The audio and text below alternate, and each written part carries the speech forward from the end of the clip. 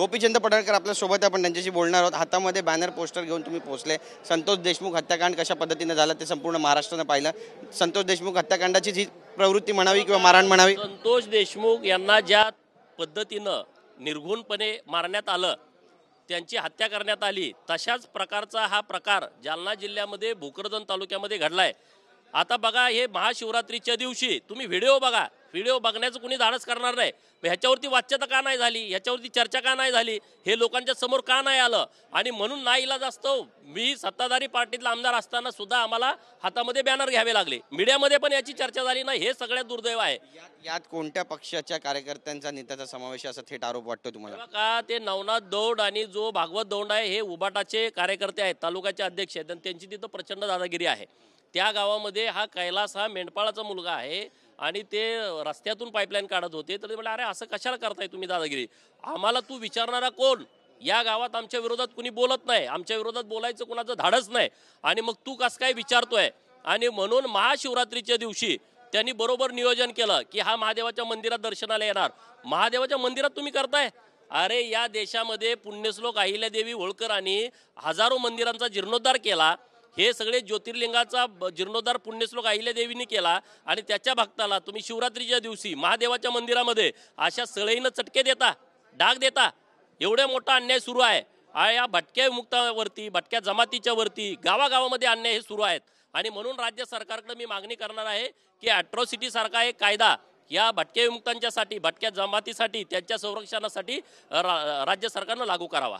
पुढची भूमिका तुमची काय असणार आहे? हाऊसमध्ये सुद्धा हा मुद्दा उपस्थित करणार? हाऊसमध्ये सुद्धा हा विषय मी घेणार आहे। माननीय मुख्यमंत्री महोदयांना आम्ही काल बोललो, मुख्यमंत्री महोदयांनी काल सूचना दिलेल्या आहेत की तात्काळ कारवाई करण्याच्या संदर्भातल्या। अरे परंतु धनगर समाजावरती सातत्यानं अन्याय होतोय। 5 मर्डर झालेत जालना जिल्ह्यामध्ये।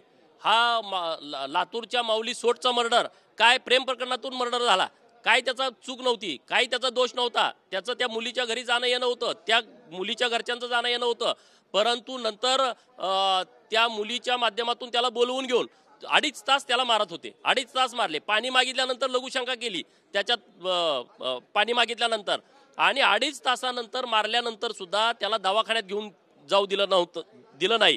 त्याच्या आई वडिलाला घरी जाऊन मारलं आणि त्याला सांगितलं तुमच्या पोराला मारून टाकलंय। अरे काय पद्धत आहे, काय प्रकार आहे? आणि म्हणून सरकारकडे आमची मागणी आहे की या बाबतीमध्ये सरकारनं तात्काळ लक्ष द्यावं।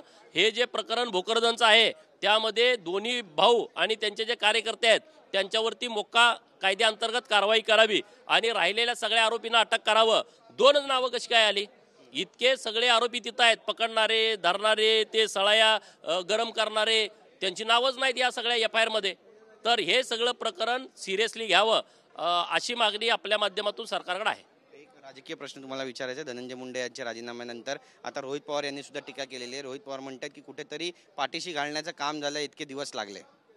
हे बघा, जे संतोष देशमुख सरपंचांची हत्या झालेली आहे हे अत्यंत चुकीचं कृत्य झालेलं आहे, निंदनीय कृत्य झालेलं आहे, आणि त्यामुळं या विषयामध्ये जे जास्तीत जास्त कठोर शिक्षा ज्या लोकांचा त्यामध्ये सहभाग आहे त्या लोकांच्यावरती झाली पाहिजे, अशीच सर्वांचीच मागणी असली पाहिजे। मग ती सत्ताधाऱ्यांची पण तीच मागणी आहे आणि विरोधी पक्षाच्या लोकांची पण तीच मागणी आहे। राजकारण करण्याचा विषय हा संतोष देशमुखांची हत्या नाही। कार्यकर्त्यांच्या जीवावर केलेलं राजकारण हे किती जीवावर बेतू शकतं किंवा पद जाईपर्यंत बेतू शकतं हे या मार्गातून सिद्ध होतं, कारण अजितदादांनी काल याबाबत विधान सुद्धा केलंय, कार्यकर्त्यांना सूचना केल्या आहेत, मंत्र्यांना सूचना। नेत्यावरती कार्यकर्त्यांनी विश्वास टाकला, त्याचा गैरफायदा कार्यकर्त्यांनी किती घ्यायचा हे पण कार्यकर्त्यांनी ठरवलं पाहिजे। नेते पूर्ण वेळ कामात व्यस्त असतात, नेत्यांच्याकडे महाराष्ट्राची जबाबदारी, जे महाराष्ट्र लेवलला काम करतायत त्यांच्याकडे मोठी जबाबदारी असते, आणि मग आपण विश्वासानं नेता जवळच्या व्यक्तीला सांगतो की तुम्ही हे काम करा, तुम्ही यांना न्याय द्या। त्याचा जर तुम्ही गैरफायदा घेऊन अन्याय करणार असाल तर नेता पण अडचणीत आणि तुम्ही पण अडचणीत। छावा चित्रपट दाखवला जातोय सगळ्यांना, पण यावर देखील विरोधक आक्षेप घेत आहेत, म्हणतात की संभाजी महाराजांचा अपमान होतो, शिवाजी महाराजांचा जे अपमान करतात, आणि जे भाजपचेच काही नेत्यांच्या अगदी जवळचे आहेत त्यांच्यावरती कारवाई होत नाही आणि छावा पिक्चर दाखवला जातोय। त्यांना पण माझी विनंती आहे की छावा पिक्चर बघण्यासाठी तुम्ही या, ह्या प्रत्येक गोष्टीमध्ये राजकारण करण्याची आवश्यकता नाही। तुम्ही तो पिक्चर बघण्यासाठी या की जेणेकरून तुमच्या डोक्यामध्ये चांगला प्रकाश पडेल, प्रत्येक गोष्टीत राजकारण करायचं नाही हे पण तुम्हाला कळेल, आणि छत्रपती धर्मवीर संभाजी महाराज यांनी काय पद्धतीनं अन्याय सहन केला परंतु आपला धर्म बदलला नाही, हे जरा आपल्या सगळ्यांना मार्गदर्शन होईल त्या माध्यमातून। बातचीत केल्याबद्दल कॅमेरा पर्सन योगेश गुरवचा, गिरीश गायकवाड, TV9 मराठी, मुंबई।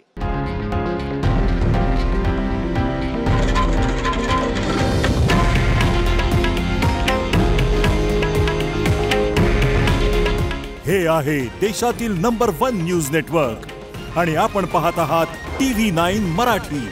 काळजी तुमची, हित महाराष्ट्राचं.